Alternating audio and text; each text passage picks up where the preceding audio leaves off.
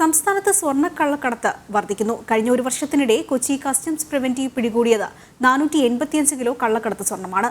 രാഷ്ട്രീയ കോളിളക്കം സൃഷ്ടിച്ച നയതന്ത്ര ചാനൽ വഴിയുള്ള സ്വർണ്ണക്കള്ളക്കടത്ത് കണ്ടെത്തിയതിനു ശേഷവും സ്വർണ്ണക്കടത്തിന് കുറവില്ലെന്നാണ് കണക്കുകൾ വ്യക്തമാക്കുന്നത്.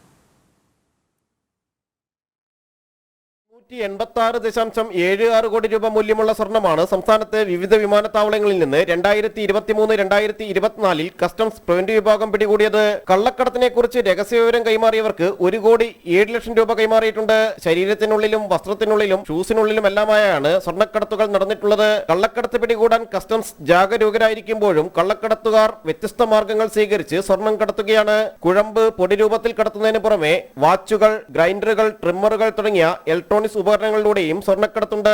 വസ്ത്രം, ഷൂസ്, ബെൽറ്റുകൾ എന്നിവയിൽ ഒളിപ്പിച്ചും സ്വർണ്ണക്കടത്തുണ്ട്. സ്വർണത്തിന് പുറമെ വിവിധ ബ്രാൻഡുകളിലുള്ള 3 കോടി 63 ലക്ഷം രൂപയുടെ സിഗരറ്റുകൾ, വിദേശ കറൻസികൾ, ഐഫോണുകൾ, കുങ്കുമപ്പൂ എന്നിവയുടെ കള്ളക്കടത്തും പിടികൂടിയിട്ടുണ്ട്. സ്വർണ്ണവിലയിലെ വൻ വർധനവാണ് കള്ളക്കടത്ത് വർദ്ധിപ്പിക്കുന്നത്.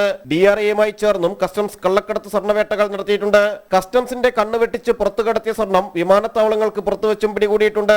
സ്വർണ്ണക്കടത്ത് സംഘങ്ങൾ തമ്മിലുള്ള പോരിൽ ഒരു സംഘം മറ്റൊരു സംഘത്തെ ഒറ്റുകൊടുക്കുമ്പോഴാണ് പല സ്വർണ്ണക്കടത്തുകളും പിടിയിലാകുന്നത്. 2019-ലും 2020-ലും വിവിധ രാജ്യങ്ങളിൽ നിന്ന് നയതന്ത്ര ചാനൽ വഴി സ്വർണ്ണക്കടത്ത് നടന്നിട്ടുണ്ട്. 2020 ജൂലൈ 5-നാണ് 30 കിലോഗ്രാം സ്വർണം പിടികൂടിയത്.